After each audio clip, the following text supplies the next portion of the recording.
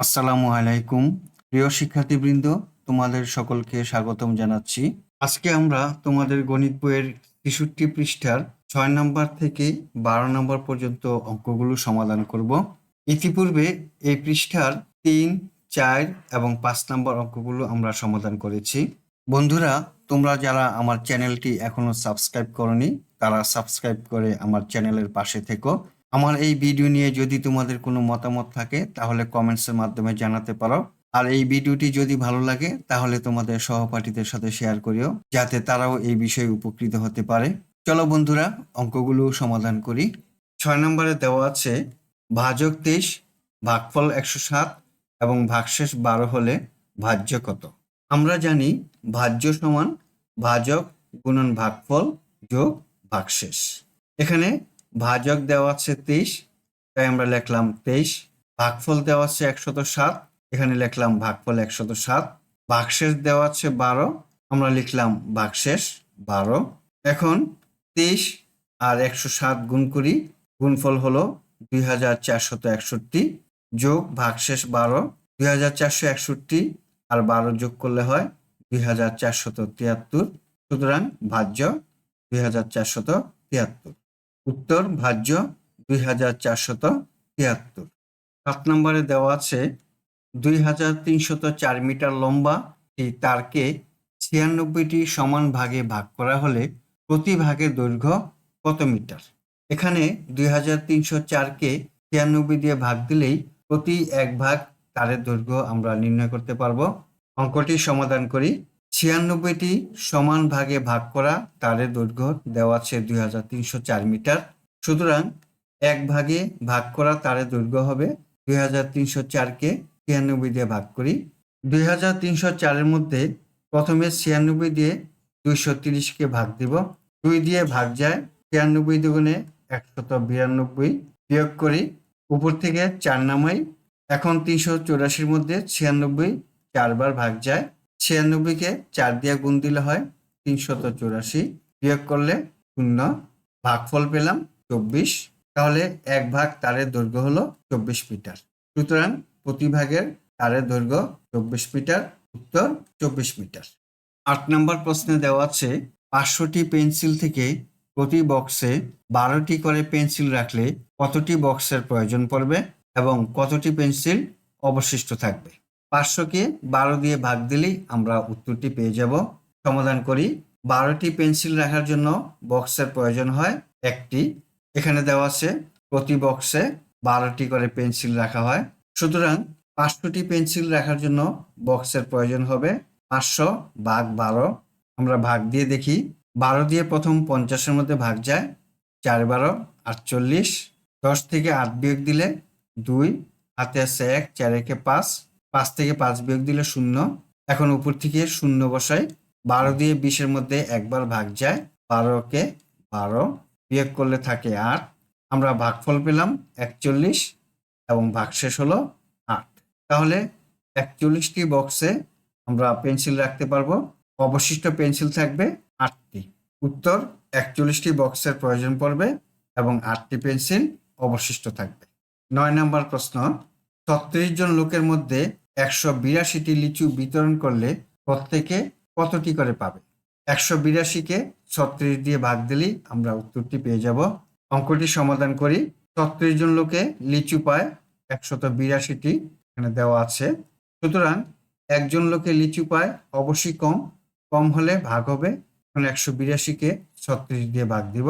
১৮২-র মধ্যে ৩৬ ৫ বার ভাগ যায়, ৫ ৬ ৩০-এর ০, হাতে আছে ৩, ৩ ৫ ১৫ আর ৩-এ ১৮, বিয়োগ করলে থাকে ২। তাহলে ভাগফল হলো ৫ এবং ভাগশেষ ২। সুতরাং প্রত্যেকে ৫টি করে লিচু পাবে। ৫টি করে লিচু দেওয়ার পরে ২টি লিচু অবশিষ্ট থাকবে। আমরা লিখি ৫টি এবং অবশিষ্ট লিচু থাকে ২টি। ১০ নম্বরে ১৫টি খাতার দাম ৯৭৫ টাকা হলে ৩০টি খাতার দাম কত? ৯৭৫কে ১৫ দিয়ে ভাগ করলে একটি খাতার দাম পাবো। একটি খাতার দামকে ৩০ দিয়ে গুণ দিলে আমরা ৩০টি খাতার দাম পাবো। সমাধান করি। আমরা লিখি ১৫টি খাতার দাম ৯৭৫ টাকা, এখানে দেওয়া আছে ৯৭৫ টাকা। সুতরাং একটি খাতার দাম হবে 975 ভাগ 15, 15 দিয়ে 975-কে ভাগ দিব। প্রথমে 97-কে ভাগ দিব 15 দিয়ে, 6 দিয়ে যায়, 6 15 90, বিয়োগ করি 7, উপর থেকে 5 নামাই, এখন 75 হলো, 75 মধ্যে 15 5 বার যায়, 5 15 75, বিয়োগ করলে 0, ভাগফল পেলাম 65। তাহলে একটি খাতার দাম হবে 65 টাকা। আমরা লিখি, সুতরাং একটি খাতার দাম 65 টাকা। সুতরাং 30টি খাতার দাম হবে, 65কে 30 দিয়ে গুণ দিই, গুণ দিলে হবে 1950 টাকা। উত্তর, 30টি খাতার দাম 1950 টাকা। 11 নম্বরে দেওয়া আছে, একটি দোকানে 1175টি ফুল আছে। একটি মালা তৈরি করতে 25টি ফুল লাগলে দোকানদার এরূপ কয়টি মালা তৈরি করতে পারবে? 1175-কে 25 দিয়ে ভাগ দিলেই আমরা উত্তরটি পেয়ে যাব। সমাধান করি।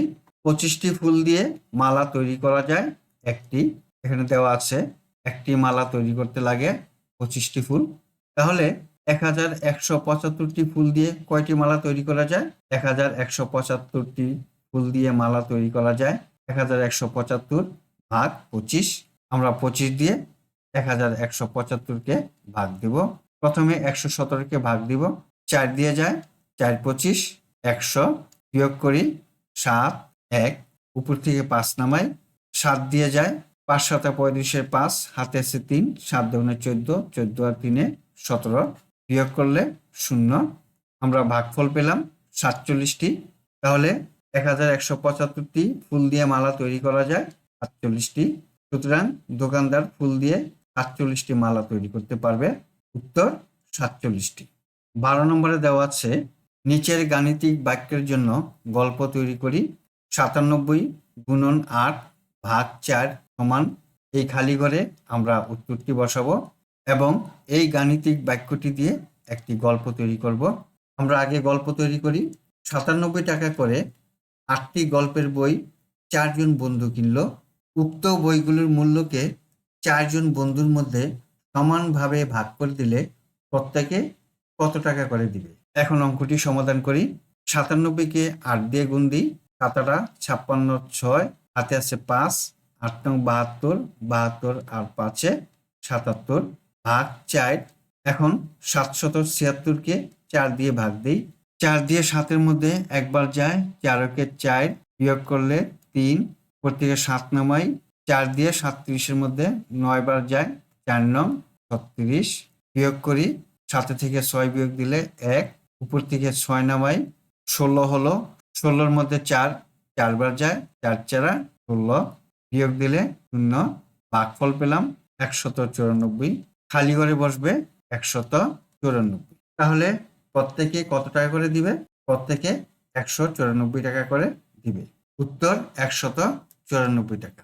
শিক্ষার্থী বন্ধুরা, আশা করি আজকের এই অঙ্কগুলো তোমরা বুঝতে পেরেছ। আজ তাহলে এই পর্যন্তই। তোমাদের সাথে দেখা হবে পরবর্তী ভিডিওতে।